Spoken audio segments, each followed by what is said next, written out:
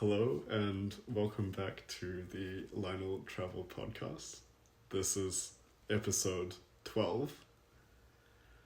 We're currently in Sapporo. It's like the major city, biggest city? Yeah. Biggest city in Hokkaido, which is an island in northern Japan. And I'm here with a few of my buddies. Would you guys like to introduce yourselves? Okay, I'll go first then. So I'm Kento. I'm the resident Japanese expert on this trip so far. I've been doing like most of the tanking in terms of speaking for all sorts of like stupid shit that these guys need. Yeah, I've known Lionel for a good couple of years now. We can get into that later maybe. Mm-hmm. But otherwise it's me, yeah. Hello everyone, my name is Jack. I am not the resident Japanese person here. I speak a little bit. Yeah, it's not too bad actually. Yeah. I feel like Jack is like a low-key sleeper, bro. He's a low-key sleeper. I'm trying my best. With the sumimasens and arigatou gozaimasu. Yeah. But I've known Lionel for 3 years. Yeah, and I think we've been to a few countries, and this is probably our third that I've seen you. Mm-hmm. So yeah, I'm looking forward to, unwrapping some of that stuff as well over this podcast. Yeah. Yeah. Definitely. Hello, I am Kenny. I am also one of Lionel's friends, but we've known each other for a while. He was the senior kid in my intermediate school back in ACG Parnell. He was in Jenny Kim's year. Oh wow. He'll probably, I don't know if he's already said any stories in this podcast, but I don't think about her, no. okay, but yeah, he's always the guy who brings everyone together. So let's have a chat. Yeah, for sure. So, yeah, the four of us, we've been planning this trip to Japan for several months now. I think it was more of a it was kind of on a whim, right? Because Kento was like, why don't we just pull up to Japan? And I feel like We kind of all just loosely committed. Yeah, it was planned, but then there was also like no plan until like less than a month beforehand kind of thing. And then we're all like, oh shit, everyone get on flights, everyone like book an Airbnb. Yeah. So even like on this trip to Hokkaido, like there's been no like itinerary or anything. It's just been like, oh fuck, we'll just go to like this place on this day and then see what happens kind of thing. Yeah. I kind of like that though. I feel like you gotta fit some of those in between your trips, because like especially for you, right? I know you travel so many countries, and I imagine it'll be pretty hectic. Like you're gonna have to have downtime sometimes. Oh yeah, definitely. Would you count this as downtime? Yeah. Yeah. Compared to some other places, Yeah. this has been very relaxing. So. Yeah, it's not been like an hour-to-hour set itinerary kind of thing. But, yeah, I guess like basically, my partner Wendy kind of dogged me into a girls' trip to Oman, and I didn't get invited, so I was like, oh fuck this then, let's do a boys' trip. So I was putting the call out for a boys' trip for a while, and then you fellas are the ones who were like, yep, let's go, let's do it. Yeah. And then I kind of just sat in that state for like half a year. That's right. Until we kind of like threw it together last minute, but it's been cool though. It's been fun. Like, just But doing our thing and eating ice creams and stuff every day. Yeah, but you know what was last minute was like me and Jack finding out Lionel coming to Hong Kong. Like I think it was like the day before or something like that. Yeah, I didn't expect I didn't expect you to come, because Kenny and he was just like, oh, why don't you come to Hong Kong? Right. Like 2 days before Tokyo. I'm like, okay, yeah, why not? And that was like, I think you decided that like. Yeah, that was a week before we booked the flights, which is a week before like takeoff as well. Something like that. Yeah, something like, well, like we didn't decide how many days we'd stay in Hong Kong before we went to Tokyo. Right. Oh, Well, we had a rough idea. Yeah. But we booked the Hong Kong flights. At least my one was booked a while back. Oh, true. And then found out that Lionel was there, so we're like, yo. Yeah, that was me as well, because I was like, I knew you guys were coming from Hong Kong, and then Lionel messaged me being like, oh yeah, I'm going like India to Hong Kong to Japan. I was like, wait, like, you know Jack and Kenny are going to be in Hong Kong. I didn't know. Yeah, I had to go back because my Hong Kong ID card was expiring. Oh, right. So I needed to renew it. And so I just spent a few days there. Caught up with some friends and my mom who I haven't seen for a while, and then got to spend time with you guys. So Yeah, sure. yeah. So I guess across to Japan, and then we did a few days in Tokyo. Had a big piss up on the Friday, and then over to Hokkaido. So yeah, it's been good. I've got a question for you, Lionel. Like, how was because you were in India before Hong Kong, Yes. right? How's India? Yeah, so I was lucky enough to have this window of time after the tour had ended where I recorded the previous podcast episode with my friend Kristen. So we covered a bit of that if you guys, the listeners, have heard that. Basically, India was very hectic, as you might expect. Yeah. There is always something going on, and personally, I only visited like 3 major cities in India, and India is a huge place. So I only covered Delhi, Jaipur, and Agra, where the Taj Mahal is. So it's only a very small fraction of the entire country, so it's not representative of India as a whole. Yeah. But I would say of those places, I probably wouldn't visit them again. I think it was worth experiencing. Okay. But it's a lot. If you Yeah. like, you know how Kento has been doing like a series of tier lists for his travels. Yeah. Do you think if you were to do something similar, Okay. where would you put like India, and where would you put like Hong Kong In Japan. In Japan? Yeah. Just overall, because I've been doing like different categories, so we don't like. Don't worry about that. Just like overall, goat, good, mid, bad, trash. Goat, good, mid, bad, trash. India would probably be bad. I Okay. would say. W. W, what the hell?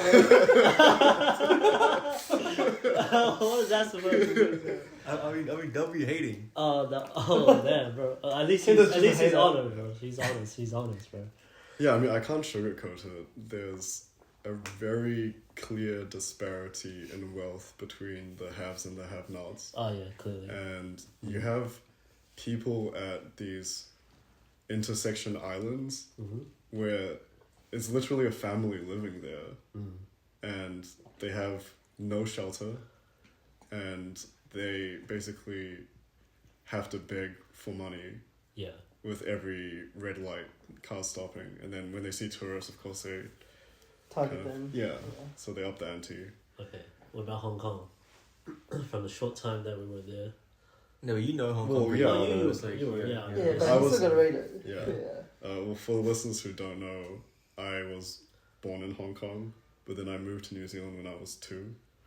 My dad is from Hong Kong, and between intermediate/middle school and first year uni, I went back every summer holiday. So I know the place quite well, and it has a special place in my heart. I would say, Goated. like Auckland, Auckland and Melbourne are my homes, but that would be kind of the home away from home. Yeah, I'm very comfortable in Hong Kong. Okay. And wait, what was it? What's the tier thing? It's goated, Good, good, bad. mid, bad. bad. Oh, yeah. It's good. Okay. Yeah. Oh, not goated. Not What It's- does it lack? Well, I try to veer away from sensitive topics, but like politically, it is not doing so hot. Yep. And well, my family. How do I say this? I guess we're like a very like pro-democracy family. I see. And yeah, basically China is really clamping down on Hong Kong now, and is starting to lose its identity that we've grown to know and love. And there's a clear difference between what Hong Kong was like, say, 15 or so years ago till now. Yeah. So I do feel like it has gotten worse. It might have been GOAT tier previously, but now I would just say that it's good. Fair enough. What do you think, Kenny? Hong I Kong? mean, I guess you've been to Hong Kong a few times, right? Yeah, I'd say.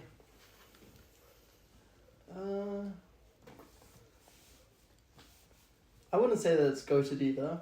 I think I'll put it in the good tier. The food is goated. I'll give you that. Yeah. But yeah, it's not for everyone. It's not. I also don't really see it as the best place to live, but it's a great place to transit for a few days, eat some good food, see some friends, have a night out, and then go to another country. Yeah. Living wise, it is very unaffordable.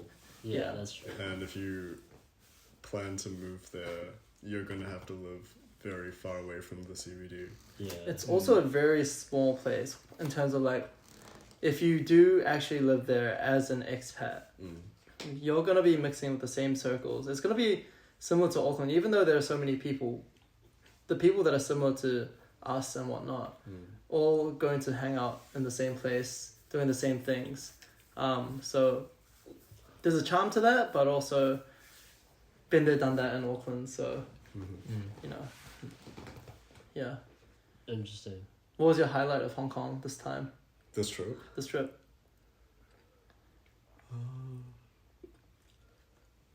We didn't really do too much. Well, Yeah. I did a lot. yeah. Wait, but it was my first proper time traveling Hong Kong. Yeah. So- Did you? Oh yeah, true. Yeah. Like, what did you think of the food and everything? Like, how would you tier it? Oh, I think it's good as well. Yeah. I wouldn't put on goated. Like Yeah. the food was insane. That clay pot rice. Oh my god. Oh, I still think about it till today. and the beef. And the beef brisket noodle. noodles. Yo, Oh, that was so fire. good. Yeah. No, thanks for showing me around, Kenny. That was really Ah, good. all good. It's a shame we couldn't have that goated curry place, man. Yeah. Oh, That's alright. No. There's Next time. always Was it next closed or run was it it just back. too busy?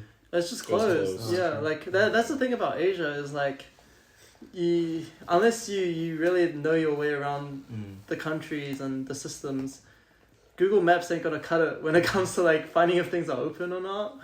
Yeah, Same thing in Japan. definitely. Yeah. I think highlight wise there were two. So it was doing the whole adventure of going to Kowloon side and then to that Oh yeah.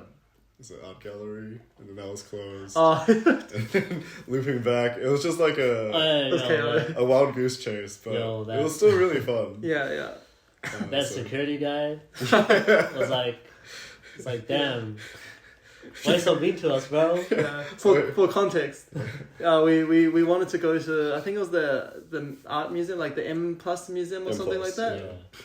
Yeah. Little do we know that museums are not open every day in Asia, and they tend to close on Mondays. And we go in, the security guard was at the bottom of the staircase going up to the main lobby, and we just asked him, we're like, is this open? He's like, no.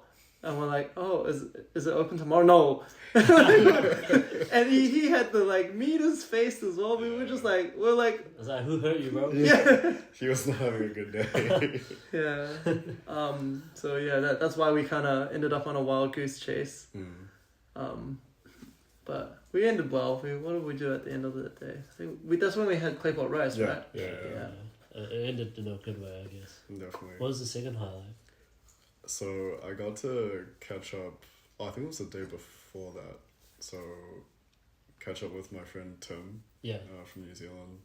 So he lives and works in Hong Kong now, and yeah, we just kind of hung around the Causeway Bay, Tin Hau area, and then, well, the two of us mutually know another person, Karina. So she's my family friend, and she's sorry, also Tim's, I think, high school friend. Yeah. Oh. Yeah, so like when we added each other on Facebook way back when, we realized that she was a mutual, and then so the three of us for the first time hung out together, and just kind of mucked around. Is this the ComSci arena? No. Oh, different. That one's in Melbourne, I think. Oh, I don't know. Yeah, not. Okay. Yeah, so those 2 days were really great, and just spending time with my mom as well, because I don't get that opportunity often, and she's a workaholic, so she's always doing something.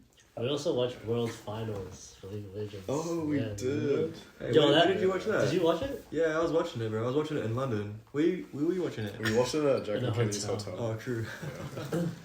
It's the first night we flew in as well, right? Oh, true. Yeah, that was really good. That was a really good That was a game. game. What time was that for you guys, though? Was it like kind of a 11. Yeah, it was Oh, like, shit. I think it started it at started 11. at 11, yeah. Started at yeah. 11. Finished at like 3 a.m. Oh, shit. Yeah. Yeah. I was out being a degenerate. Oh, really? And these two went back to watch League. Yeah. I don't know, I'm probably equally degenerate. I'm not gonna lie. Yeah. It's a different type of degeneracy. But, Yeah. but that was a good game though. Yeah, it was a good series. That was a good series. It was Baker was carrying. BLG was like, they were doing really well. I was really hoping they would win. But the plot armor's too strong. Yeah, the Faker, man. Faker Yeah. 2 goated. Man needs to step down, man. Give the others a chance. Yeah, give the little boys a chance, bro. That sounds really weird, bro. Sam's Taylor, bro. He's the I've goat. been working at Sam Taylor's. Yeah. Oh, we didn't even get to We go to missed- Sam's yeah. Taylor. That's Oh. okay. Man's dropped off. Yeah, he fell off. Yeah. Yeah. No more young Chinese boys for him. Damn, man. His suit's actually good though. Yeah, I heard. Apparently Yeah. decent. I heard pretty Didn't he good. have like celebrity like people come? Yeah, he did. Oh, He really? did. Yeah. Like, I think was it Bruno Mars's shirt, like suit or something? Bruno Mars? I can't Oh remember. no, Ain't shit. no way. Would you guys like to enlighten the listeners about this person? Nah, y'all can Google When, that. if you know, you know. Okay, sure. Y'all search that on IG, bro. Didn't Maybe hear from me don't. though. Maybe don't. Didn't hear from me though. Okay. Alright, what about Japan? Tier? Tiers? Yeah. Yeah. Japan tier.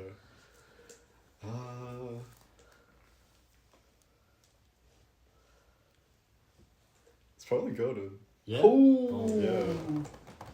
Jeez, bro. It's been a good trip, man. It's It's been a great It's been trip. wild. It's going goaded for my tier list, bro. But it was already gonna be You that. biased Yeah. it. It shit didn't matter. Like,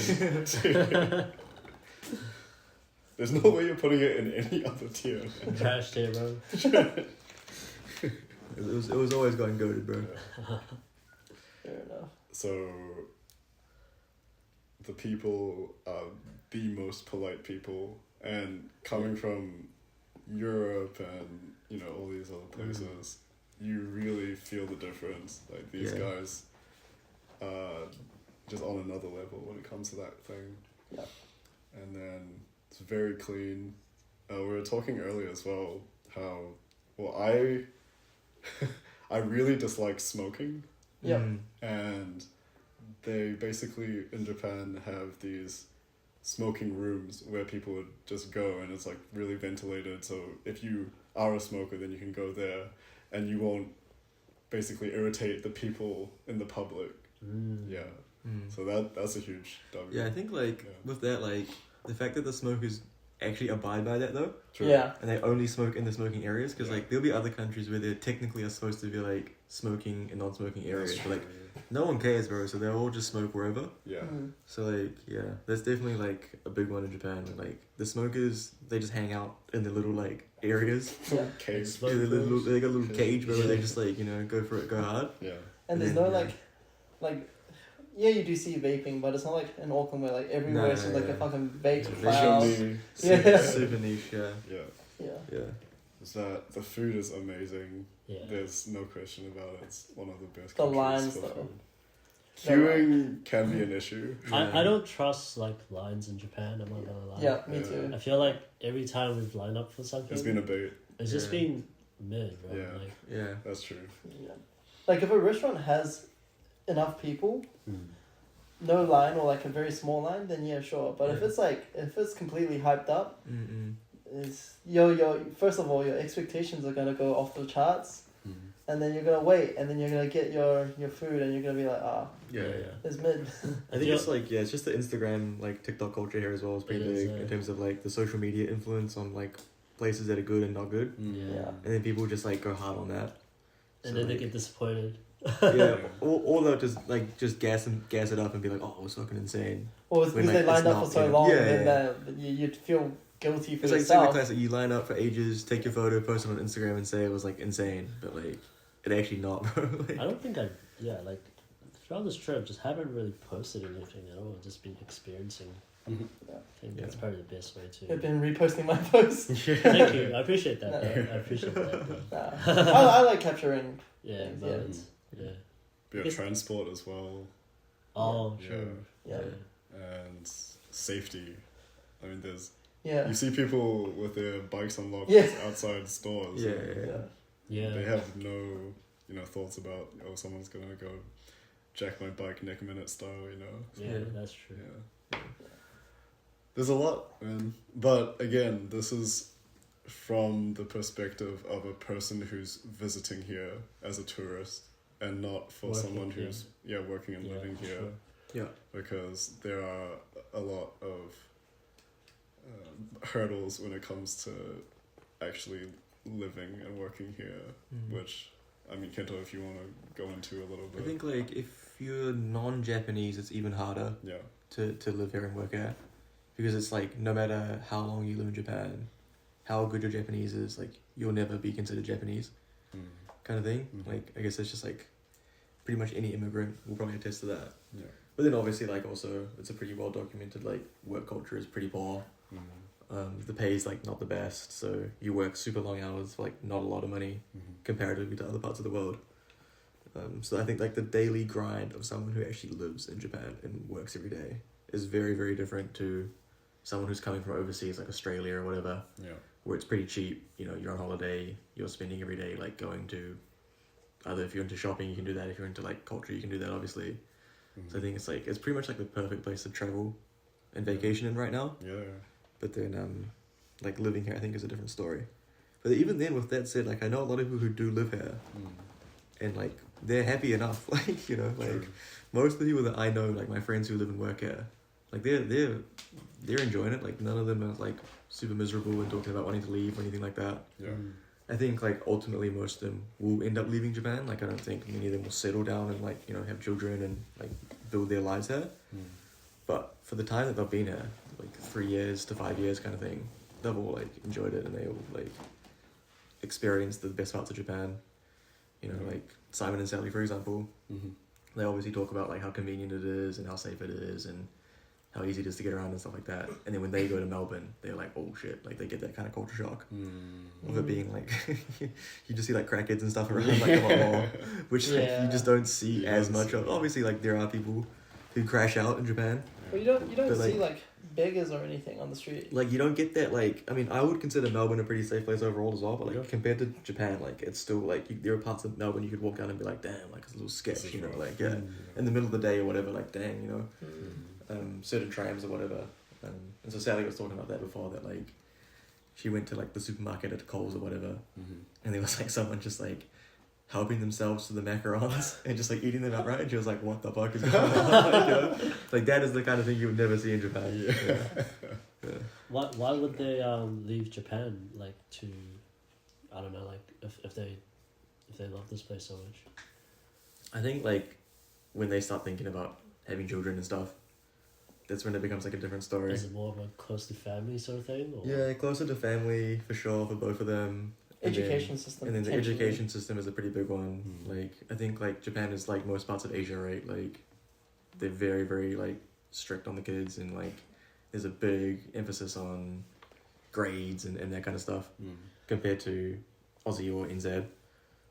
So as both of them kind of came through the like NZ school system, I think they kind of like feel like that's like the better path to go down for their kids. Do you guys think the So- same way? Like if you were to have kids, Yeah, I wouldn't put them through like Through Japan yeah. education but they system. have like international school here. Yeah, like so they've actually thought about that as well. Oh. Like put them through an international school and try to get them to have a different upbringing. But then I think like closeness to the parents and stuff as well. Yeah. Plus like you can't get space like that in Tokyo, bro. Yeah. Like you're gonna raise your kids in like an apartment and stuff like that. That's true. Which is quite different. Like if you were in Aussie or in NZ, like you could get a house. A You get backyard. Yeah. Do you need that much space though?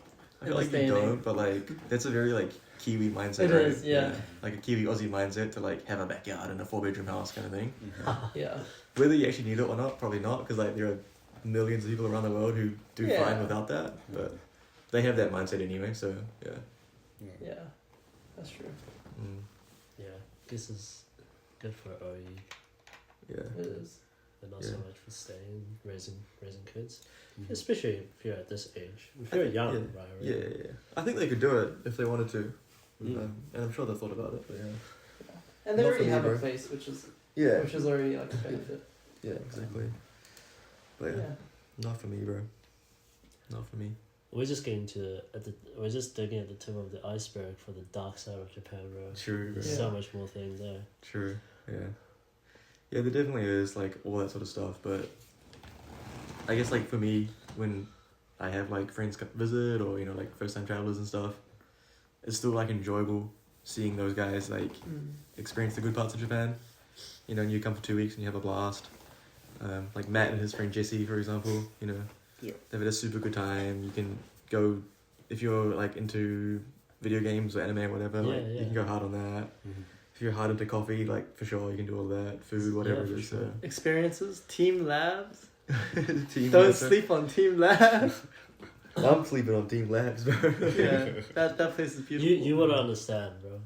Yeah, you would. Maybe You not, would. bro. Me, Jack, Lionel. Maybe I didn't have the same conditions, bro.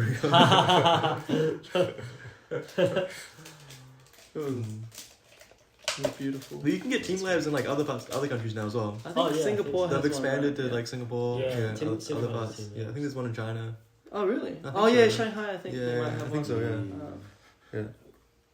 But it is definitely like you can tell how much people worked on that kind of stuff, how much thought was put into the design and all of that to Yeah. make it a very immersive experience. Yeah. Yeah, I love to work for them. I think I tried. Did you? I did. I applied. They said we're doing the interview in Japanese, and I'm like, I'm sorry, no.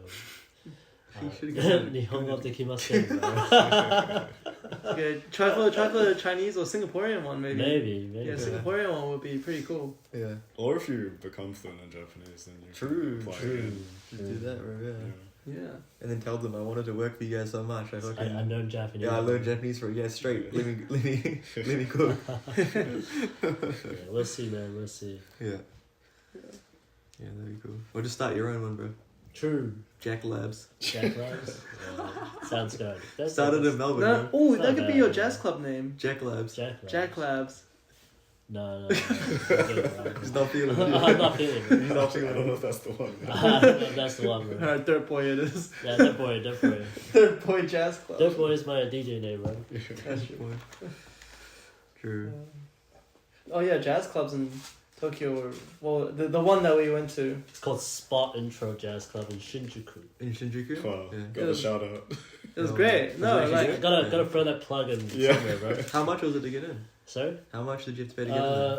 It's free, but 15. you gotta buy Buy a drink Oh, for for real? 1,500 yen. Ooh, okay. which is that's the first drink. So you buy one drink and then the next drinks are 500 each. Okay, yeah. Not too Yeah, bad. it's in this like underground basement, and they just get people from all over the world, and then just like pick up an instrument and jam. It's Yeah. actually so lit. Wow. Yeah. I think. Yeah, there is a pretty good jazz scene in Tokyo. Like Kichijoji has quite a lot of like good jazz Kichijoji? clubs. Yeah. Oh. Shima Kitazawa's got a few as well. Okay. Might have to plan my. Yeah, I like you know what I really like, because I've been to Japan. This is my 4th time. Yeah, true. Like every time I come to Japan, I like travel I travel Japan through like a different lens, I guess. Yeah. What was your lens this Sought time? for different activities. I believe the first time it was because I used to be first time I was in high school, Yeah. so I really like anime back then. So I spent like a whole week in Akihabara Yeah, true. Yeah. just looking at The classic. bro. yeah. And then I remember my second time because I studied architecture. We just went around looking at buildings. Oh, yeah. I remember when I was in Osaka, and we there's this like famous architect called Tada Ando who did like a light church, and it's not in like central Osaka. You have to take a 2-hour bus there. Right. And I remember we took, like, me and my friend, we took a bus 2 hours to get there, and then we realized it wasn't open that day, so we actually just like went around and just looked at the building from the outside. We're like, okay, cool, and then we left. So that whole day was just dedicated to just looking at a building that wasn't even open. Yeah, but yeah, I think, you know, that was pretty cool. The third time, obviously, I went. I think it was mostly like a food travel. Yeah. Yeah, mostly with Rachel and Sam, and this time a bit more party going on. Yeah. Which is good. Experiencing nightlife a little bit. Yeah. I feel like that's like the beauty of Japan as a traveler, I guess. Like, no matter what you're into, There's something for everyone. You'll be able to like get your own journey out of it. You know? Yeah, you'll be able to. I like reckon people do that as well. Like, not just go online and look at like the 14-day itinerary and do like the same things that everyone else does. Yeah. You always want to you always want to come back. I think that there's always something new to do, right? Yeah, There's yeah. always something different to do. Yeah, it suits all ages. Yeah. I don't know if that applies. Do you think that applies to all the other countries you've been to, Lionel? The fact that... Yeah, like say if you were to travel this country again, do you think you'll experience it through other means, like as in, you know, for other activities or whatnot? Well, me personally, because I feel like my interests haven't changed for a while now. Yeah. There are quite a few countries that I've visited that are quite one note, and Okay. that would detract me from returning soon. Okay. Yeah. I mean, like food is a big part, right? When you travel. Definitely. Yeah. So you mostly travel for food. I noticed that like we were in New York. Mm-hmm. We were in New York, and Yep. I think we were in Turkey. We were kind of with a tour, so that was couldn't be held. But I noticed that you would sought after food places over sightseeing places, which is pretty interesting. Yeah. Well, I did do both. So yeah, went to the classic places, the Statue of Liberty and Rockefeller. And Dude, all that Linda Street Pizza in New York City was so good. That was next level. Yeah. I think especially if I'm by myself or if I'm just meeting up with people, then my itinerary is usually very food centric. So that would kind of be the cornerstone of the day, and then build the itinerary around that. Okay. Yeah. But yeah, I'm definitely a very like food focused person. Food, yeah, like a foodie traveler almost. Yeah. I would say so. Although Jack, because, well, for the listeners, Jack and I did a 2-week Turkey tour in the middle of the year. Yeah, it was May, right? Yeah, it's now about half a year later. But due to like time constraints and whatnot, weren't able to record a podcast episode for Turkey. But we can kind of do like a condensed Do you want to version. do a recap? Alright, yeah, sure. Like without the... mainly the tour itself rather than, you know... The people. Extraneous. I think we should talk about both. I think Talk about. I think that's what makes it more interesting, Yeah. right? I mean, like, you're bound to get, like, I don't know, dramas Yeah. within every time you travel, like, with anyone you meet. It's a matter of how you, like, handle with them and how you deal with it. Sure. And how you handle the situation. I think you did a really, really good job. Well, thank you. Okay, yeah, we can go over it, but just no name dropping. For I'm not going to say anyone. Yeah, okay. Yeah, how did you find the tour overall? I think it was the most like value for money tour I've ever experienced in my life. I can see why people our age would take it. Like for the the tour guide, the accommodation, everything was planned out. The food was delicious. Although I think it became kind of like repetitive. Food wise. Yeah, like by the the second, third week, it was like, oh, this is just my 20-second kebab. You know?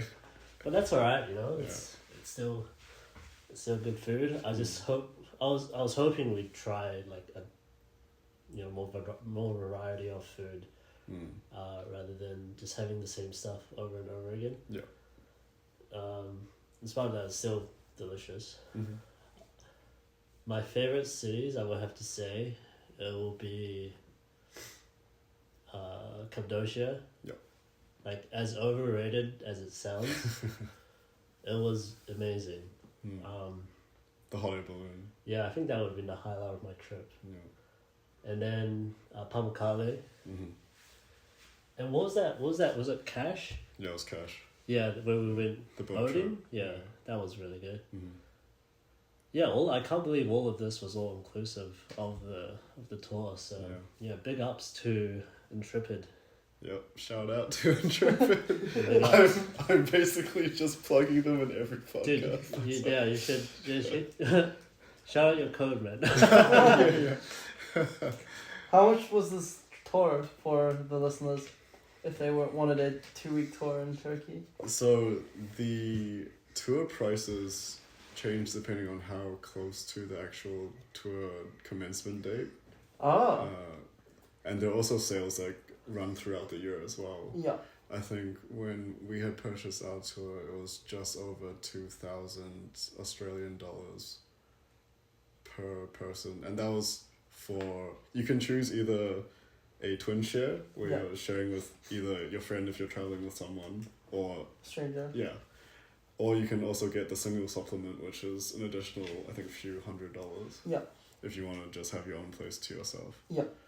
But considering it was 2 weeks in total, and included a lot of stuff, it is extreme, like Jack said, extremely good value for money.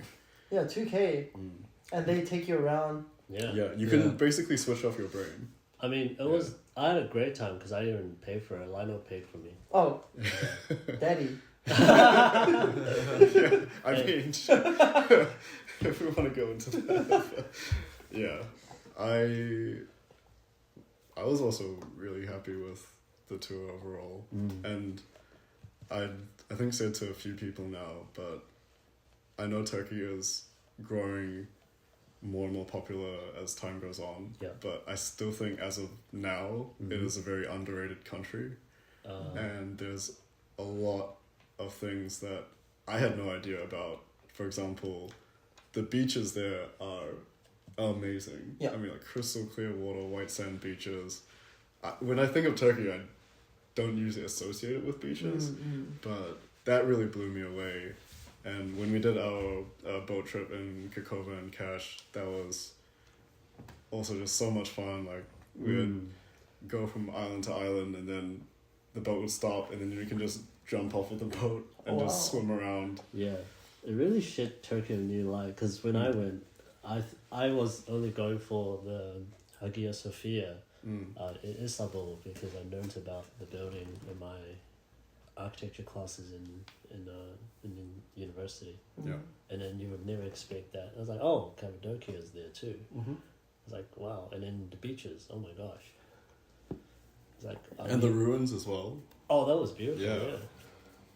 And also for the listeners from Australia and New Zealand, Gallipoli is in Turkey. Yeah, that's right. Yeah. So we were able to go to the memorial area and visit the graves.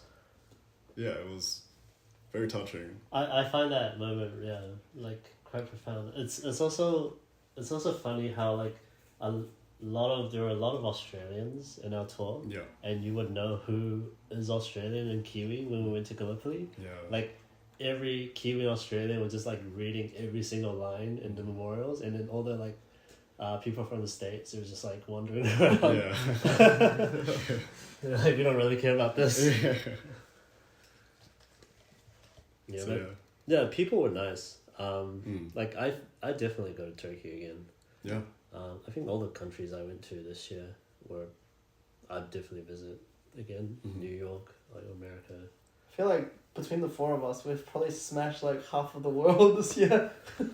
At least. Well, especially Lionel and Kento. Yeah. Oh, yeah, you went to Europe, didn't you? Yeah, I went to Europe. I went to Turkey as well. It was good. Like, it was one of the few countries I put in good tier. Good tier? Oh, Like, well, I'm like a hater, so like getting good tier is pretty good. And I think the only country that had goated food was Turkey Oh. so far. But then like Japan will probably get on there as well for goated. Naturally China for the food. We'll see, bro. You're pretty biased, bro. I'm pretty biased. It's like, I'm He biased. is pretty biased, bro. Yeah. He's pretty biased, but yeah. Are you going to Hong Kong? Maybe, I don't know yet, because Yeah. potentially, if we do go, it'll just be like a 1-day thing, just to like Yeah. refresh the tourist visa. Yeah, but you gotta smash some food there. Yeah. If I go, it'll get rated like Hong Kong like food a is 1-day good. tier list rating. Yeah. We'll send you the place. Like yeah, if there's one place to go, clay pot Like rice. Okay, all right. Beef If we end up brisket there, noodles. I'll Brisket go. noodle. I'll go. Get an egg tart as well on your way up. From KFC. KFC or Bakehouse. Hell no. Hey, don't sleep on the egg tarts at KFC in Oh, China, Hong Kong. I'm sleeping on it, bro. I'll sleep on you. Oh, we got beef. Oh, This is mad beef in the middle of a podcast. I'm about to get slipped live on air, bro. Kenny's extra zesty today. So. Oh shit. Yeah, Kento, do you want to talk a bit about your trip and kind of the reasonings behind it? And Yeah, I guess so. So I was living in Aussie for the last 2 years in Melbourne, which is where I met like all these guys. But then after that 2 years, my fiance and I decided to move back to NZ. And then in between doing that, we were like, fuck it, we won't have jobs, we won't have like rent, we won't have, bills to pay. So we're doing a 4-month trip basically. We did like 2.5 months through Europe. And then I'm in Japan now, we're doing like another month and a half or so in Asia. So we did like mainly just like the usual European countries, like first time travelers. We went to like France, Italy, Germany, Spain, did Iceland for a bit, and then UK. And yeah, it was fun. It was good.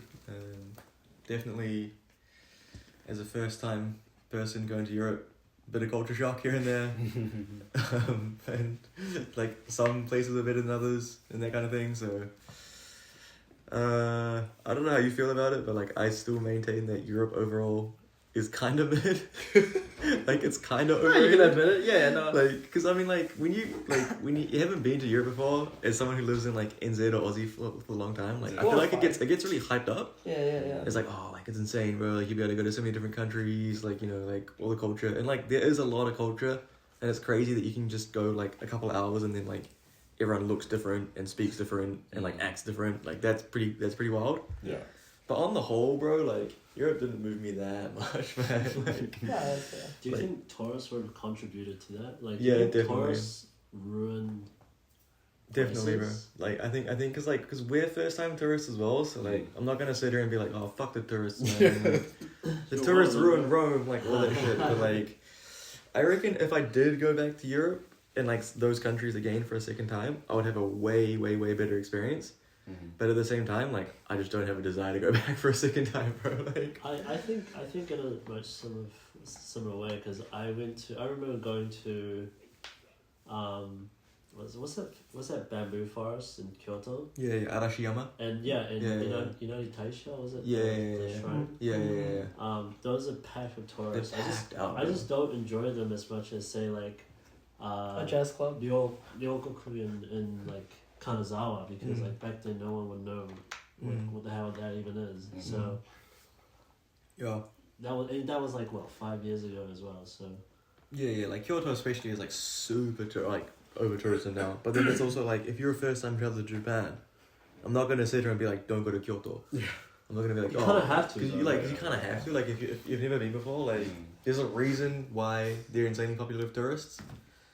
But it also does mean they're insanely popular with tourists. It's the same as like Rome and stuff. Like if I go to Italy and I don't go see the Colosseum and stuff, like it's kind of trolling, right? But that means the second time you go to Rome, I'm not gonna go there, bro. You wouldn't, and you would have enjoyed. And it would probably be better. You probably enjoyed it the second yeah, time round, definitely, right? yeah. So that means you have to run it back. But it also means like I could just go somewhere else and be like, fuck Rome, that shit. But then when you go somewhere else, you go to the touristy places. Exactly, as well. bro. So, So you're just like you kind of have to travel the world twice to actually enjoy traveling the world. Well, you just change your mindset in the way you travel, I guess. You're gonna have to run this trip back to, like again, Yeah, I feel like you could change your mindset and just be like, I don't need to go see all the insanely like tourist like locations in the general sightseeing. Yeah, people But then just it's need also to- like, yeah, like you everyone gotta has let, FOMO, right? you gotta be Yeah. exactly, you gotta be able to let go of it. Yeah, it's not easy. Yeah. And like I could have pretty easily just been like, yeah, we'll just spend like a day in Rome, just like at some sort of like rando area, you know, just like walk into restaurants and stuff. But then like Wendy was definitely like, oh, we gotta like, you know, we're here for one reason, you know, like, we gotta go hit these spots, which like I can appreciate and I understand why you think that way. Mm-hmm. So it's like I feel there's like no correct way to do it, Yeah. but yeah, I think like saying you need to hit every country twice is like. You got a whole lifetime. You got a whole lifetime. Okay, that If point, you- bro, if just you go back could- to if you Japan, could- bro. Fuck If you this can shit. speed run Europe in like 3 months, Mm. you can run it back, man. Just do it again. Well, that's run why it people back do the whole London thing. Yeah, Just yeah, go. yeah.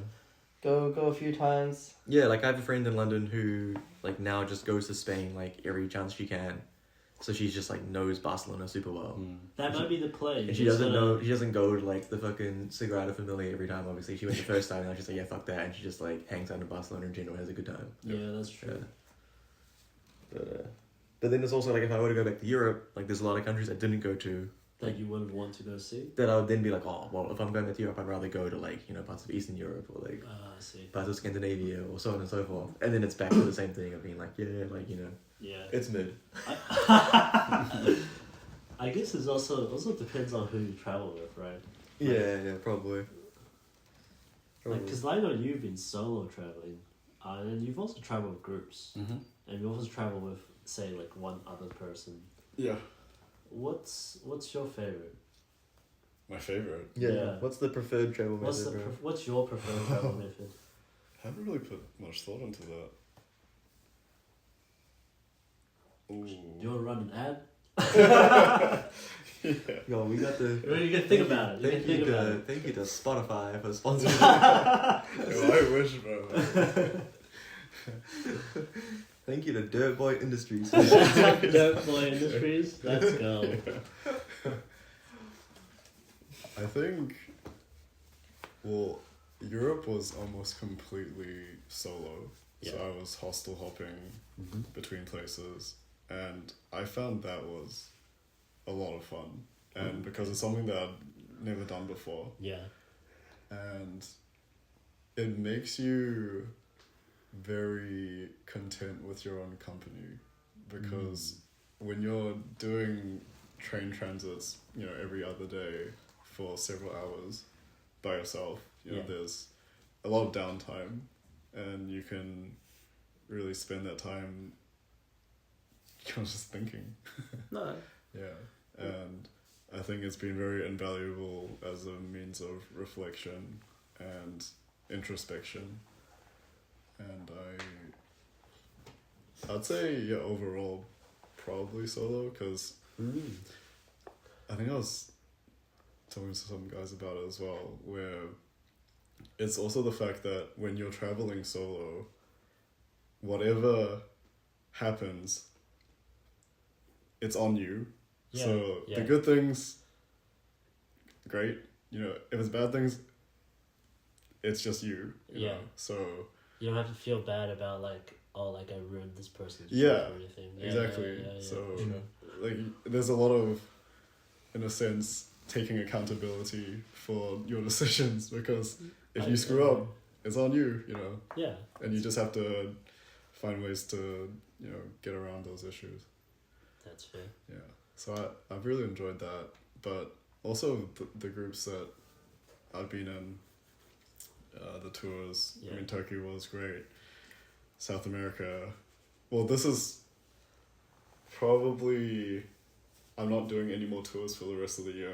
Oh, I it's think. just the last tour. So India one. yeah, India was the 6th one I did. And Are they all with Intrepid? They're all with Intrepid. Nice. Shout out Intrepid. this podcast is And yeah, each one I enjoyed a lot, and it was always, you know, with different people from different walks of life. And these are people that under normal circumstances you would probably never meet in your life. But you get this special opportunity to bond with someone who lives halfway across the world from you. And it's also been a great way of, just making friends from all over the world. Like, I can safely say that I know people and I can be like, hey, I'm coming over to Kenya for a week. Wow. Like, Yeah. do you want to hang out? There's something really special about that as well, just having that kind of global connection. So I definitely think travel is that why you're traveling? it's invaluable.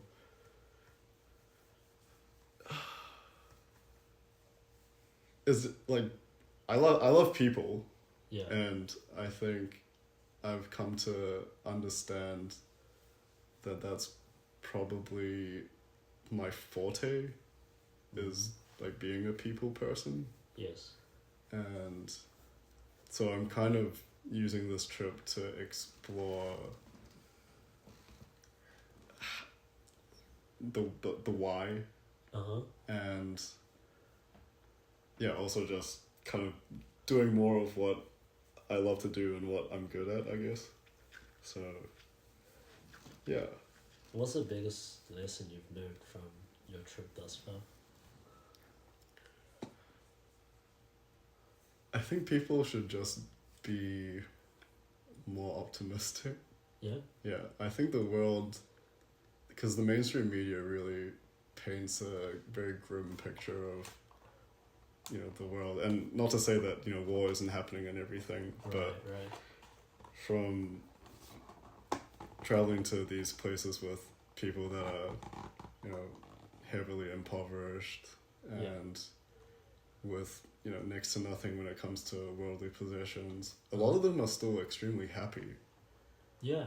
So You're not necessarily, you don't need materialistic goods to be happy, right? Mm-hmm. Yeah.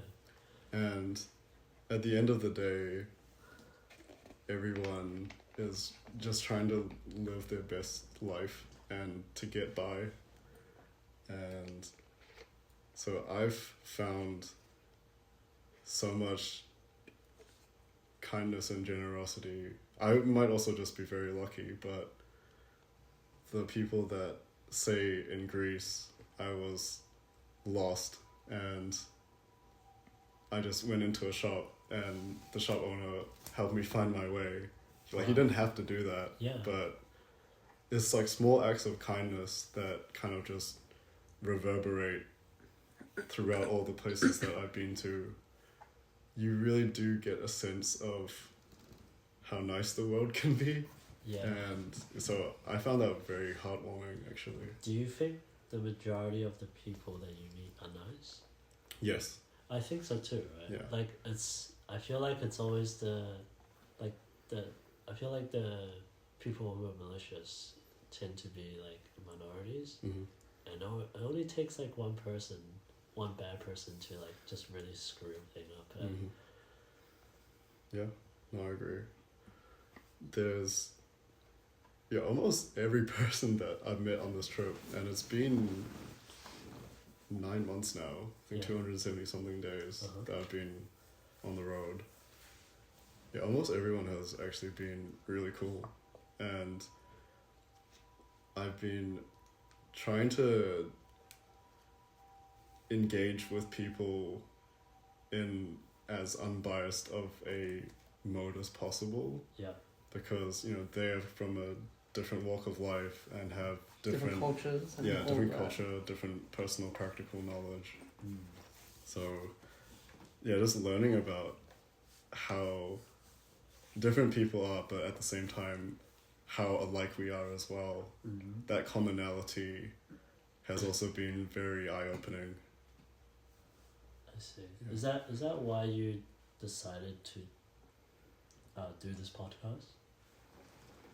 Well, primarily, the goal of this podcast is a form of time capsuling. Yeah. Because I don't know after this trip the next time the four of us will be together. I see. Because Kento is going True. back to New Zealand. Mm.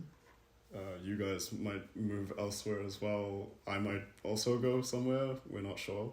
I see. So being able to say in 10 years' time, look back on this trip and this kind of fragment of time in our lives Yeah. where we're all together and having such a great time. Opening One Piece packs. Oh yeah. You gotta talk about the One Piece facts, bro. 'cause We don't talk about it. I feel like the One Piece facts has been like the biggest thread throughout our trip so far. You know what I think what I realized about Japan, or maybe what I realized about me, that there's a gambling problem, man. I think you've just been hanging out with me for too long. Wait, which one of you guys started on the One Piece facts, bro? 'Cause I Started don't to- think it came from me, dude. Started No, from Jack. I think it came from me because I was pulling One Piece packs back in Melbourne. And then I was like, oh, I should get a box here. And then Kenny was 6 like, boxes later. yeah, Is that Kenny, actually how many boxes it's been? I think we pulled more than 6 I feel boxes. like it's more than 6. It's more. I think I've already opened It's close to 6. 10, bro, isn't it? Like, I think it's like 12. Yeah. I think it's more like 12. I don't want to admit to it, but you're probably right. We've got each box is like $50, by the way. damn. We've had to buy binders. Yeah. I think Melbourne's full. No, these boys like pulled up and they now are leaving with like full binders each. Yeah. Yeah. There's a lot of And cards. that's not even counting all the like the common cards that they don't even like they don't even care about. Yeah. I think I'm influencing Kenny in a bad way. That's okay. That's you know what happens when we travel stays. You know, like That's I'll leave this addiction. I hope you do, man. I I really hope do. you do, bro. I really hope you do. That's You- okay. Because the TCG collection rabbit hole that runs deep, bro. I'm done. No, After the- no more, Kenny. I'm No more. gonna have to stop you from here, man. Yeah, it's okay. I'll Yeah, Take until the next set accountability. comes out, bro. Launching 30th of November, bro. Oh hell no, man. We gotta. Yeah, that's how they get you. Bro. That's how they yeah. get you. But just in general, Japan, like, you go to an arcade, man. That's basically gambling, bro. Arcades That's are that's rough. basically gambling, bro. Yeah, I And did our pretty well. our first few days. How many tries did you try today though? Like today, Oh, like 20, bro. yeah, and we couldn't get to the Yeah. ones. But the first day, we were like 3-4 attempts and we got it. I killed it. I thought I was a genius. Yeah, Mm. we thought we had it, and then this new It's one just we like went to. gambling. It's just It's gambling. man. Yeah, They get you excited, and then that's it. they fuck you They up. knew you guys were fobs, bro. So, They their knew- first time in an arcade, give them a couple of W's, bro. Yeah. We thought it was skill. Then we thought it was bullshit, and then it was bullshit. Yeah, Yeah. yeah. But also, back to the podcast thing. Sorry. No, it's fine, it's fine. Well, this is the 12th episode, and I've tried to get a very diverse range of guests on, just so listeners who are interested, they can hear about, say for example, my cousins who live in London, like how they live, Ooh. and it can give you a glimpse into people's lives that are completely different to yours. Okay. So, yeah, I guess giving perspective is also a big thing as well. Yeah, I think I'd love to hear your other episodes. You get to know more about other people and what they're doing. Mm-hmm. Everyone's just doing their best. Yeah. And, yeah, pretty much everyone, they're a good person. I mean, everyone is flawed, but there's always some point of relation between you and any other person. You just have to figure out what it is. Yeah. So I think through that, I have become a more empathetic person. Like compared to when you first started the trip. I think so. Yeah. And I've always tried to be that kind of person, but when you're really out, in the warp walls, and you are beating people from completely different walks of life, you can definitely feel that sort of compassion. Yeah. And yeah, this trip has done more for me than I think any other year in my life. Do you think at a spiritual level, Yeah. mostly? Saying, as your friends, right? We can see that you physically change because you're jacked. You keep saying that I am not jacked. no, you're looking good. He's jacked. You actually when look- he yeah. started the trip. Compared to when he started, yeah, but I don't know if I'd go as far as like Jack, Yeah. bro. Like, Alright. Well, I think what you're trying to say is, skip therapy, go traveling. I'm not saying that. Disclaimer. Skip therapy, go traveling. Find yourself spiritually. by Please going go to therapy if you feel like it will help you. Yeah, it's great as well because also through tours and I've done non-group tours as well where it's just like a day trip to say some location and you meet people of all ages as well, not just races, but it's just a sheer variety of people that you come across, and so long as you kind of enter the conversation with like open ears and an open heart, then it can really accelerate the connection process. Yeah. I agree.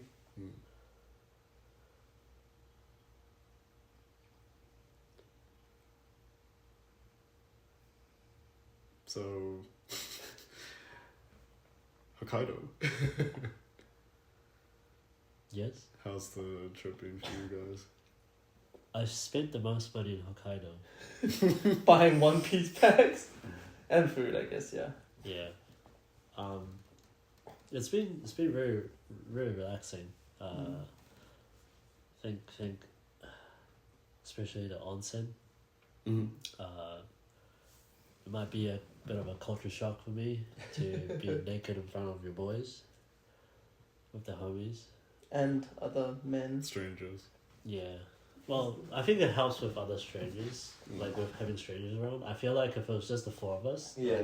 like naked, Yeah. it would Especially, be yeah, it would be it would be pretty weird, man. Some of the oji-sons, like some of the older dudes, like they don't give a fuck, bro. Like, They Yeah. really they just straight cock spread it out. Yeah, man, they just got it hanging and There swinging. was a around. dude like Oh. Katie and I saw him. Yeah. I don't know if you guys saw him. He was just like He had this whole corner to himself. yeah, like he was like lying like in the water, like with his back on the thing, and it's just like bowls that just like hang out in the sky. And I was like, okay, bro, that's crazy. I was like, at least keep it under the water, man. Like, what the fuck? He found the perfect balance. Yeah. I reckon. It definitely helps when there's just like other people there where they're all like not being self-conscious about it as well. So you're kind of like, okay, well, like if it's not a big deal to them, then like it shouldn't be a big deal to me, kind of thing, right? Yeah. Yeah, it was relaxing. It was just a bit of a shame that we went to that onsen town and like a lot of stuff was closed on that Wednesday. Yeah. I think it still had fun. Yeah. I know. It was still like a cool part of the country to go to and just like It was beautiful as well. Like, yeah, it was beautiful. Yeah, it was pretty like cool. in a little valley. And, yeah. Yeah, so we went there one day, and then we also went to Otaru one day, which is kind of like a seaside town about an hour away from Sapporo as well. And that was also like a very cute, sort of picturesque kind of town as well. Oh yeah, and the amount of ice cream soft serves we had is Oh yeah. Oh, like these guys must have had like 6 ice creams across like 3 days or something. we had like 4. 2 per day almost. I think we're averaging like 2.5 a day. We had 4 when we went to Otaru, right? Yes, we Yeah. did. Yeah. For the listeners who don't know, Hokkaido is famous for their dairy and their dairy products. For example, soft serve ice cream is a very popular tourist treat, and we have been making the most of our time here with the self-serves. Yeah. Chor basin. Chor fire. Chor fire. So it's like it's the Hokkaido milk, which is known to be like very high quality and good tasting. It's so good. And so the Naturally Hokkaido damn milk good. then goes into these like vanilla soft serves. Do you guys remember that guy? Like yesterday when we went to the D Matcha, Kyoto, Yeah. we just randomly stumbled upon this guy. Kane-san. By Kane-san, yeah. I think it was like the second time I've ever given a Google review. And it was Yeah. actually the matcha soft serve. Please don't go read this review. Well, if you want to laugh, it's pretty funny. Yeah. it's a brain rot review. Yeah. At least see through 5 stars down, bro. Yeah. I wonder if Kane-san. Do you think he reads the reviews? I feel like he does. I feel He like, asked yeah. us to write one, so Yeah. I feel like maybe that's why he didn't rock up today. He's like, ah shit. The guys are What, really what if that No. motherfucker comes up? What if that motherfucker pulls up again today with that brain rot? Get that shit away from me. But honestly, that was the best matcha soft serve I've ever had in my life. Yes. It was it would be considered one of those life-changing food Yeah. experiences that you've had, right? Yeah. Yeah, and I would have never had it if like Kenny didn't want to buy that matcha. Yeah. So W Kenny. W. You just gotta stumble upon things like you see something that catches your eye, like I don't know. You just go in. You right? just Yeah. go if it especially like if it's like a place that's just run by one person. I guess it shows. If it's run by one person, it shows you kind of have to be passionate about what you do to like keep it up and running. And this guy was like, we kind of like got to know a bit about his story. He gave us a rundown about the matcha industry, pretty much. Yeah. Some of the way that it's processed, and we all learned quite a lot. Had amazing matcha ice cream. Yeah. Learned how to make our own matcha. He was kind enough to record us as well, which was pretty goat. Yeah. I think what I respected the most from him is that he was working for a big like corporate company, and then he decided to just quit and pursue this matcha business, which I thought was like, I guess is something difficult, especially for people our age going through quarter life crisis. Like it's a hard decision to make, A lot of people just get stuck in the job that they're in after graduating university and just don't know what to do. And I guess there are people out there like a lot of people, I guess, sort of attach their identity to their jobs, and it makes it very hard for them to leave that. And yeah, I think I respect the hell out of him for doing that. For quitting a high salary job just to pursue like a humble matcha business. Yeah, I think it goes back to the whole like ikigai sort of life philosophy. Yeah, it's like a very like Japanese thing, like finding your purpose and your passion in life. Yeah. And going all in on that is a way to like get fulfillment. I think the Japanese had it all figured out, man. I think some of them do, and then some of them are very very much in that sort of like just gotta work your job to get paid. The thing that you get into after university is sort of like your path set sort of thing. Yeah. But I think the people who do that and find that like passion and that purpose, and they go all in on it, whether it's like matcha or denim jeans, we went with another friend Hugh, like all the way out to this place in Hachioji to get some denim jeans, and you could tell the people there were just like they lived and breathed denim jeans kind of thing. Yeah, but they're happy. But they're the happiest ones, bro. They're the ones who are like because those who chase Exactly. clout, those who chase materialism, I see them very miserable. They look very miserable. Yeah. Maybe they've got it figured out. You know something we don't, right? I think so, bro. Yeah. You gotta drop your pride, drop your ego, and just do something that you enjoy doing, and just go all in. Yep. Yeah. Well, Kanye-san did say that when he started this matcha business, it wasn't his passion, but he had grown to become passionate about it. So it wasn't this thing from the get-go. I see. Yeah. So very respectable. Mm-hmm. Some people find their passion, some people may never Yeah. find their passion. He probably took a risk. Didn't know where it would lead him, and seems like it's led him to a good place. Yeah. Yeah. It's kind of like best matcha. it's kind of like Sisyphus. You gotta push that rock, but you gotta like that rock that you push. Does Sisyphus like pushing that? I don't think he... Well, I think that was more Camus' interpretation of like seeing Sisyphus as happy, right? Okay. Saying like you gotta imagine Sisyphus happy that he would, even though he doesn't want to push that rock, he gets so good at it, and he just, I guess, becomes one with the rock. Nice, Yeah. Jack. And from that, in a similar sense, achieve some sort of happiness. Right. There's some parallels between Yeah. Ikigai and I think so. Yeah. existentialism, right? Mm-hmm. I wonder Yeah. if the Japanese had it all figured out. Maybe, What the bro. meaning of life and everything. Yeah. It's one way to look at it, I guess, you know?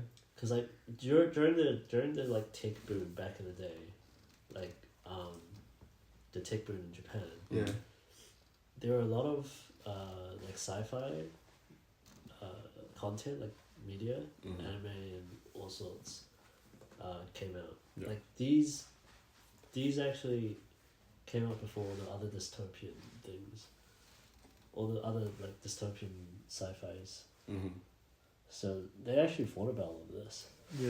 There must have been creators who kind of like thought of a future or whatever where that, you know, was going down that path kind of thing. Did they realize Japan was going down that path? Maybe, I don't know, man.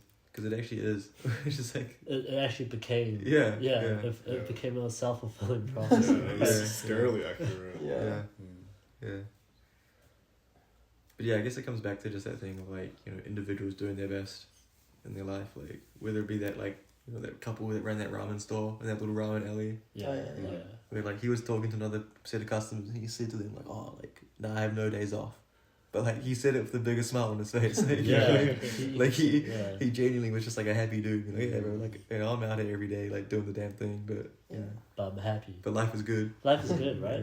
Yeah. And that miso ramen slap. Yeah. And And his ramen actually banged. So his ramen is fire, bro.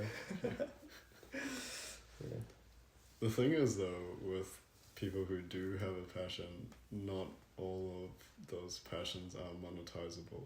Yeah, that's true. So That's- that is one of the Ikigai metrics, is you need to be able to Find make a something. living out Yeah, of make it. a living out of Yeah, it. so- Yeah. definitely. Yeah. Imagine being like, my life passion is OnlyFans, bro. I wonder how many people actually... You That reckon- is you mon- reckon- it's you monetizable, reckon bro. someone will actually say that? It's monetizable. Maybe. Maybe. Bro. Yeah. Like some really kinky people. There are all sorts of people out there, Yeah. man. Exhibitionists. You would know, right? I mean, you've talked to a myriad types of people. Yes, Man. yes. I mean, we were at the club in Tokyo, and there were like two couples making out on the couch, and then everyone like stopped, and we're like, oh, Yeah, we and were. they were enjoying it. They were loving They were it. not stopping. Like Yeah. usually, They were like, going harder, man. yeah, They exactly. went harder. Like yeah. usually, like if people are, you know, like staring at you, like shouting at you like that way, If you're uncomfortable. Yeah, and yeah. just wanna- yeah. They were comfortable, right? They love that stuff. Too comfortable. Maybe. Yeah. Yeah. So what do you reckon your boys' like favorite dish was? Favorite meal that you had in Japan? Very trip. cool. This is too Tokyo hard, or bro. Hokkaido? Tokyo and Hokkaido? Yeah, because I mean, you You're guys making went this Tokyo. too hard, You went to bro. Tokyo for a bit and then Hokkaido for a bit. Does ice cream count? Yeah, I guess the matcha ice cream can count. Like, Dude, That my- matcha ice, like up honestly there, right? speaking, that matcha ice cream, top tip. Like it, as we say, like in our food adventures, I guess like there are so few things that like blow your mind. like life-changing food experience. Yeah, exactly. Like I'm gonna be thinking about this matcha soft serve For when I next go one, back. right? Yeah, Yeah. Like Yeah. Straight there, up. there's nothing's gonna compare. Like I'm gonna be sad. You're gonna be sad. Damn. I mean, the Hokkaido milk ice cream was also really good. Yeah. All the three the S tiers, matcha, the Hokkaido milk. the first one, yeah, the one in the Hokkaido- Sapporo station. Yeah. yeah, the one in the Station. and the one underground one. Yeah, yeah. That texture, oh, What about the Hokkaido milk we had in Tokyo, bro? that was a game changer as well. Like yeah, but that was more part of the experience. Of the onsen experience? Yeah, Yeah. I was surprised they don't have like milk at the onsen. Yeah, they didn't have sort of like the premium milk from Hokkaido. Yeah. Yeah. I would have thought they would, man. You don't even need a premium like Hokkaido milk. You just need normal Hokkaido milk. Basic bro. Hokkaido milk. Yeah.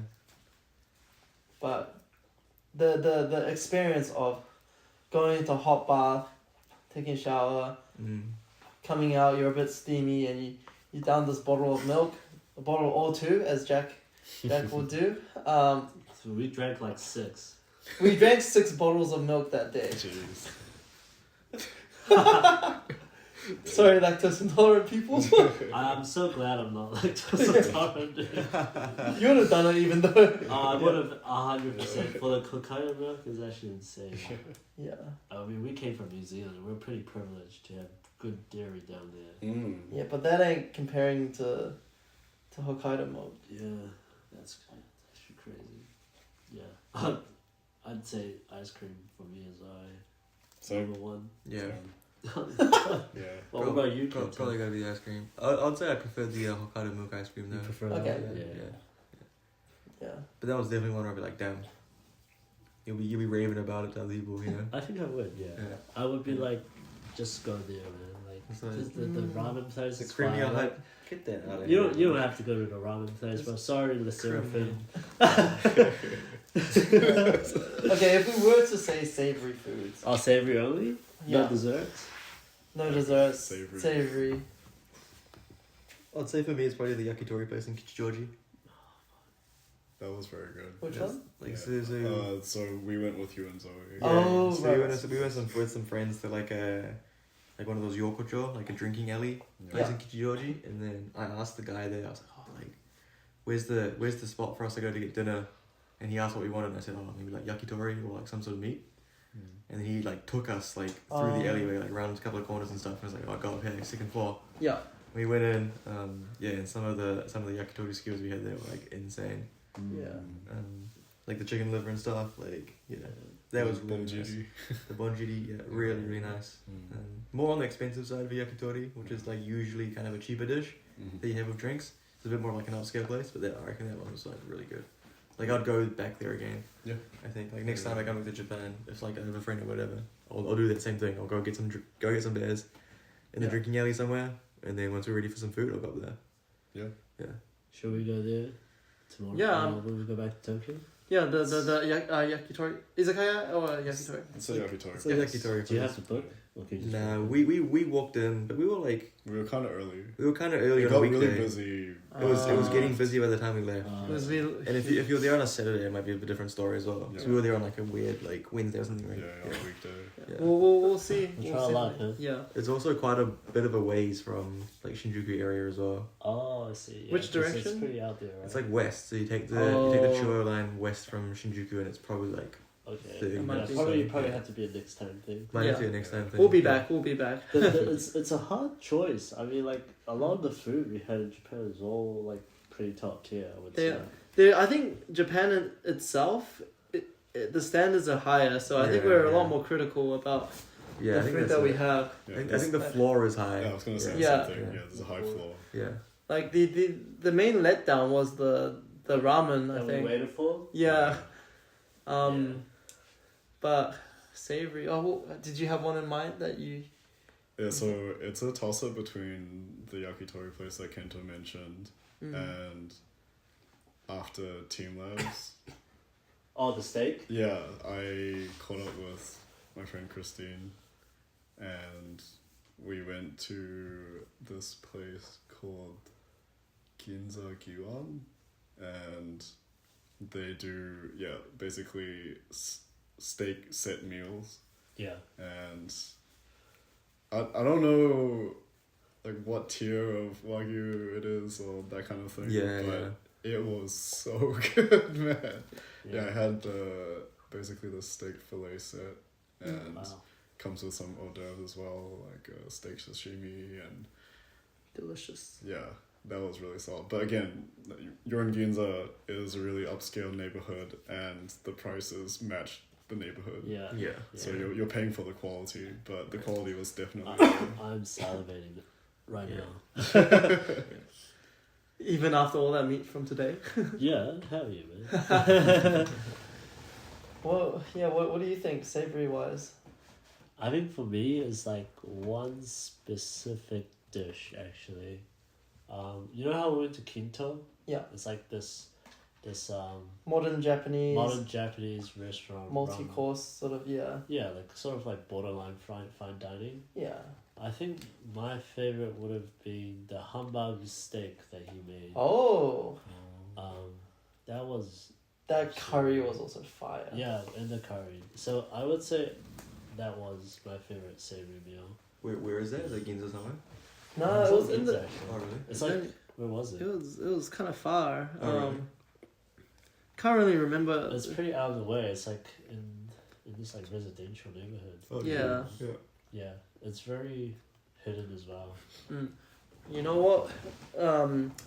That guy's freshly made yuzu kosho.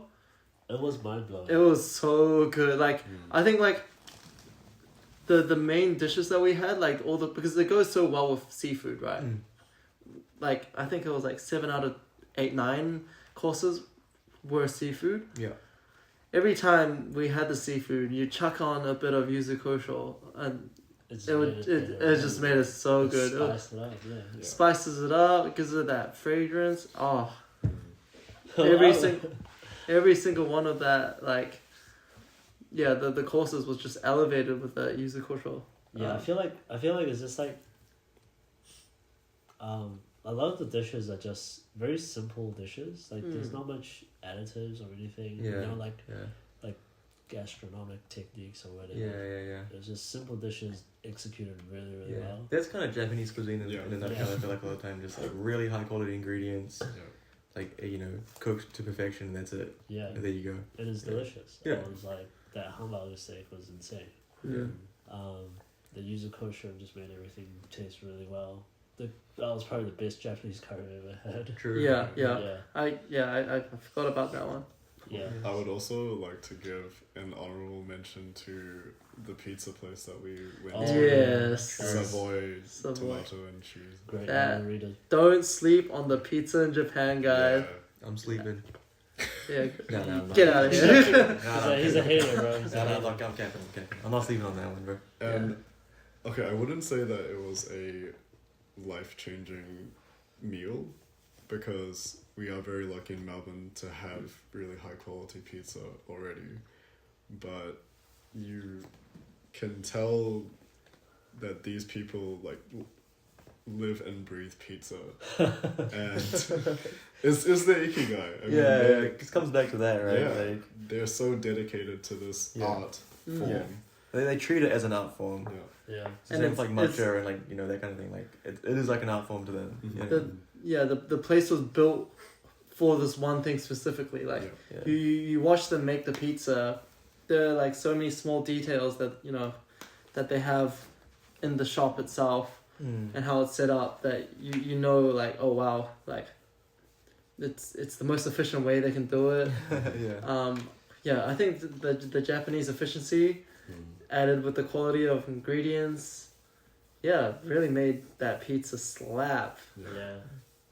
I think one little thing that I noticed as well with the pizza chef was he would almost like a pie crust. He had like a little thumb maneuver that he would do where he's pinching the side. Yeah. It looked like a crust. flower, right? Yeah. So that actually added another textural component to the pizza. It's always in the little subtle like details that Yeah. you don't pick up that distinguishes the good and the best. Yeah. So I was trying really hard to just observe the guy as closely as possible and see how he varies to say His a move, 400 gradation. have you noticed that his movements are also very optimal? Like the Yeah. way he places the pizza on the Very fluid. yeah. Yeah. And it was angled in like like such a like a good way. Mm-hmm. Yeah. The way that the bench had a little like ledge for the pizza spatula thing to like sit on when he like pulled it on. All the ways that he sort of made the pizza, it was beautiful to watch. Mm-hmm. And we were blessed to sit right in front of him. Yeah. Yeah, that's So- crazy. We also got the pizza What was the fresh. name of the place? Savoy. Savoy. Savoy. Oh yeah. And there are a few of these places where there are Yeah, there are. pizza chefs that have gone to Italy, to Naples, and they've been under the tutelage of these legendaries of the industry, and then they take these techniques, go back to their home cities, and just become their own masters of the craft. Yeah. So, yeah, it's really cool to see, and I mean, I know a lot of us are like huge pizza fans, so it's always nice to know that there's some place that you wouldn't expect, but has extremely high quality pizza Yeah. available. So, Yeah. yeah. What about you? You still haven't. What about you? What was your favorite savory meal? I again think it's like that yuzu kosho. Like it's not one specific meal. Yeah. Oh, sorry, one specific dish, but that That experience, whole experience itself. I think Yeah. it was like just a tier below life changing. I think the yuzu kosho itself was life changing. All right. Yeah, I think the experience would be life changing because he also taught us some really cool cooking techniques that we didn't yeah, think, like especially the way he makes like a really flavorful fish broth. Like he would just blend up a whole fish. Right. Like that's something you don't really see every day, right? You Yeah. grill the fish and you're like, oh, let's cut this up, and he's like, no, I'm gonna blend this whole thing and make a fish smoothie, yeah, and then he uses that to make the fish broth. and just seasons it with salt, and that's it. Yeah. And it could be done in 20 minutes. Like that's something, and he was able to achieve the flavor of like, say if you were to boil fish stock for hours. Mm-hmm. Yeah, So that was pretty insane. that was great. Yeah. How much trial and error will you need to return to that new result, right? I mean, you've gone through so much experimentation to finally get to this is the end product. Yeah, I think he was definitely like min-maxing Yeah. Yeah, like flavor profile That's versus it, yeah. time. yeah, Yeah. and it was just him doing all the cooking, so Oh yeah. it was again very very optimized. He rizzed us up real good. He was a handsome man. There's a few fellas who riz you guys up this trip, eh? Like this guy, the matcha guy, bro. The macho guy, bro. We're Yes. just you Very know risible. yeah. Yeah. You give us a good meal and we're done. That We big fought for unit, you, that bro. big unit the other night at the, Which guy? at the Nabe place. Yeah, last night. Oh. The Japanese shack. Oh yeah. That nabe was delicious. It was really Yeah, good. we finished it. Like, oh, you finished it. Yeah. We're supposed to not finish it. Yeah. Thinking that I was sake when they poured some more. Like, oh yeah, cheers. Oh, tastes good. It's a bit chickeny. Yeah. Oh, that was so good. That soup, that broth. Yeah, everything is so good. It's so hard to choose one, man. Yeah. Again, the floor in Japan's high. Yeah, I think that's it. Yeah. But we still got some time. We could exceed our expectations again. You never know. Yeah, Even true. Yeah, you might go to the Ryokan tomorrow and get a bang of dinner or something. Yeah. Looking forward. Honestly, every time I come to Japan, these bars just get tested, man. Like it just the boundaries just get pushed even further. Mm.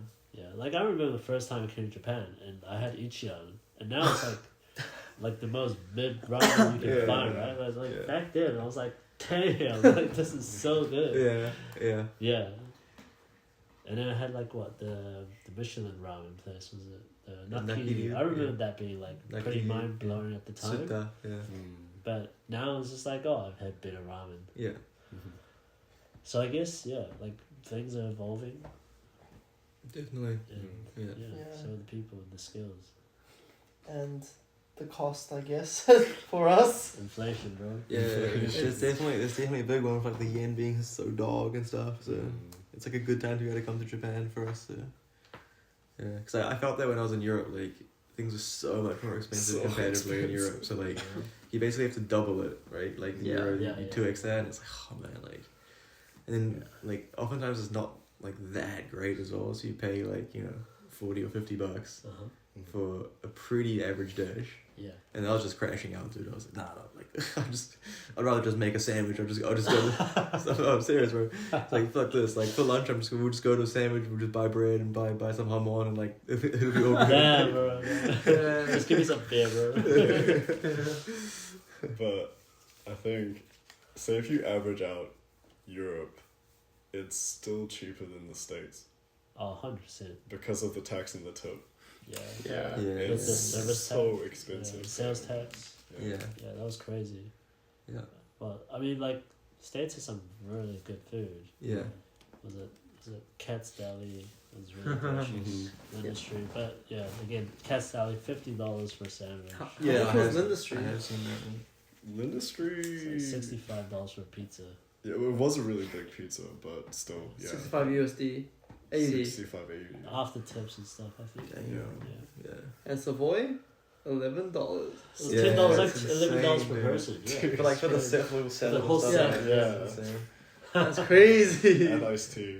Yeah, no, you think about it, you can buy, at least 6. Go there 6 times over before you go to one in New York. Bro, but don't sleep on Mei Lai Wah, bro. New York Mei Lai Wah, City. yeah. The pineapple bun is actually so good. It's Oh, like, we missed out on a pineapple bun in Hong Kong, bro. oh really? The one in Mei Lai Wah was actually fire. Like it was like what, $4 after everything. If you had that, it's really comparable and to Hong Kong. And I was full after one bun. I was like, that's the cheapest. It's very rich. Yeah, I was like, I was full after that, and I'm happy. Yeah. So It- don't sleep on Mei Lai Wah, man. Yeah. Hong Kong. Yeah, I forgot to take you to a place. It's for... fine, man. We can go again. It's good to have something to like look forward to though. Yeah, like it's good to leave a country and be like, oh man, like had a super good time, but like next time I'm gonna go do like a few other things. Yeah. You To like leave things on the table to get you to come back. Right? I can 100% come back to Japan. Yeah. Yeah. You can go back to Hong Kong or whatever. But yeah, there are a lot of countries in Europe where I was just like, Nah. there's not much on the table for me to want to like, Yeah. to run it back with. So. I feel like even with Turkey, I don't think I'll be able to like. I would run it back, but like probably not in a while. Yeah.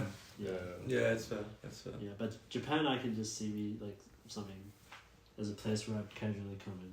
Yeah, you could come back for a week or so once a year, and there'd be something there Yeah. to experience for the first time. And, Yeah.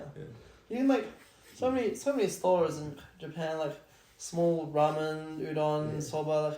Like, we haven't even had soba. Like We haven't. Oh, true. Yeah. Like we had udon. Though, we had udon, Yeah. sugimen. Yeah.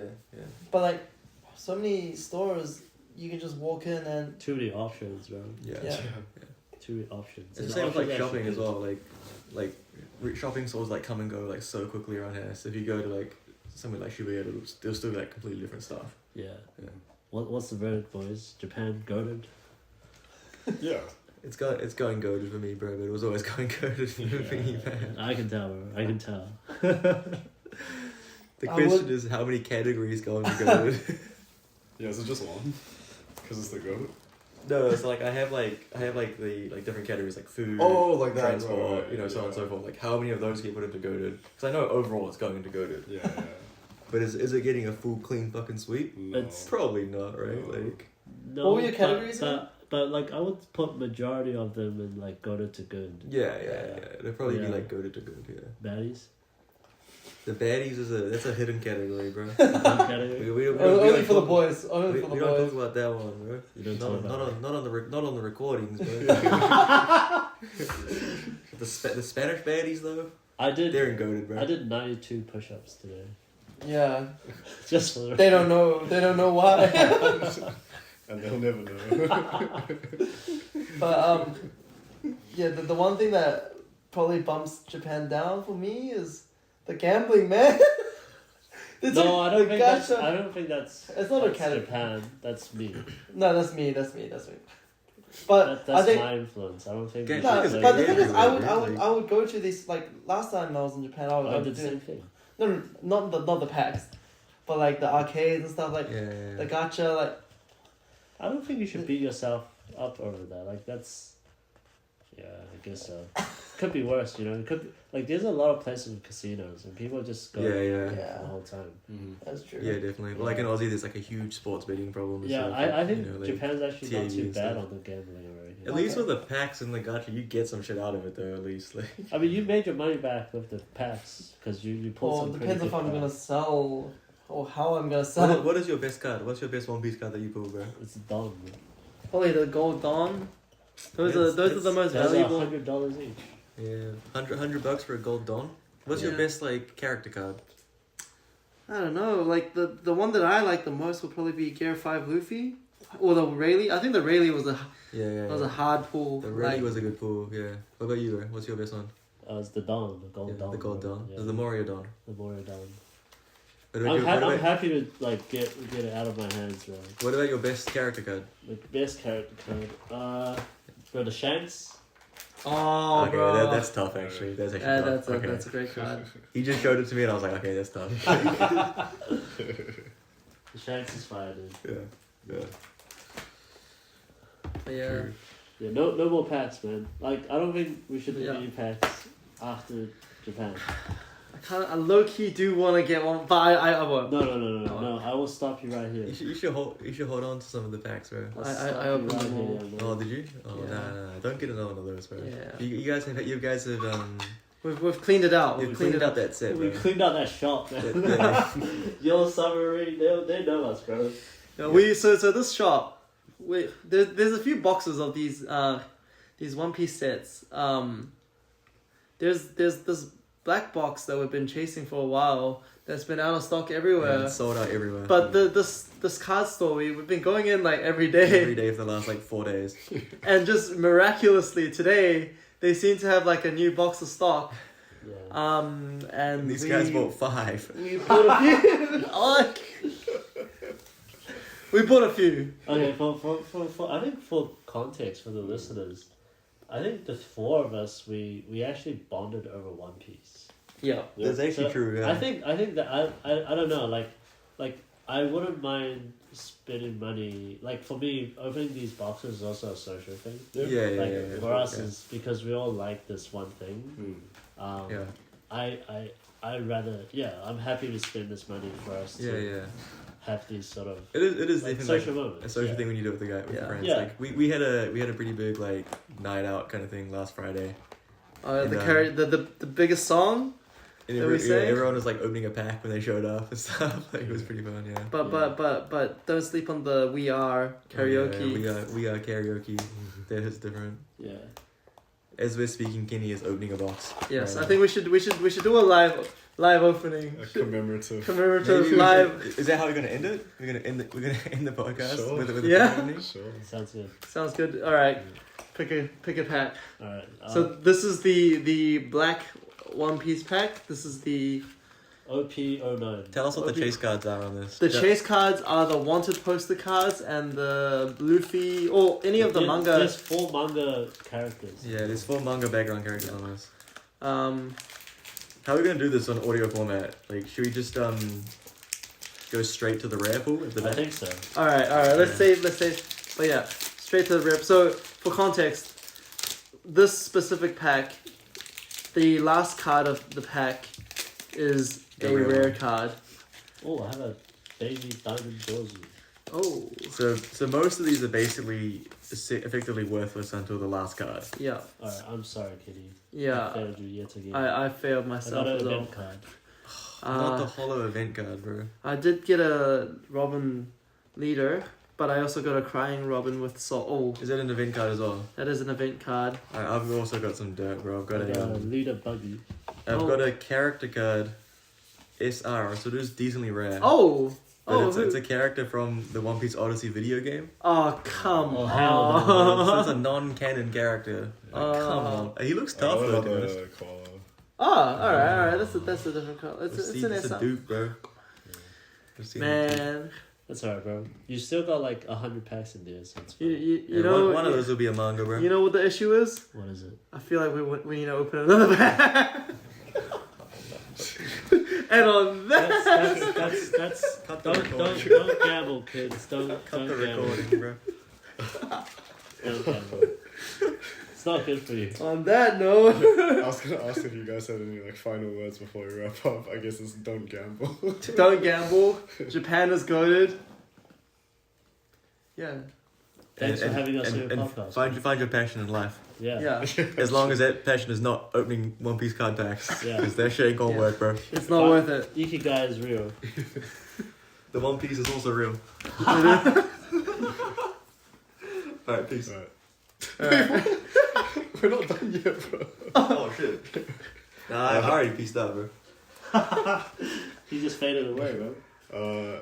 Yeah, I just wanted to say that I'm really thankful that we're actually able to make this trip happen.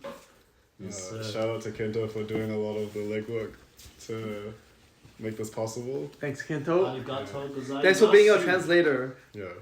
Also, thank you for hosting me in Tokyo with your family.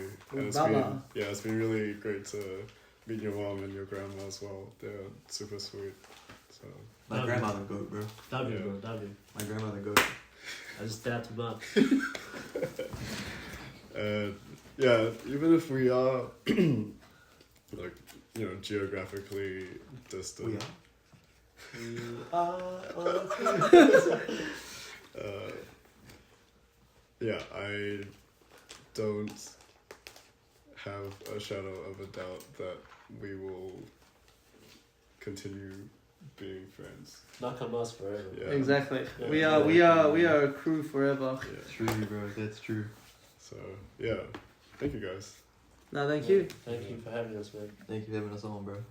No worries. All right. On that note, We are. Okay, peace. we'll wrap it up. Yeah, thanks for listening, and until next time.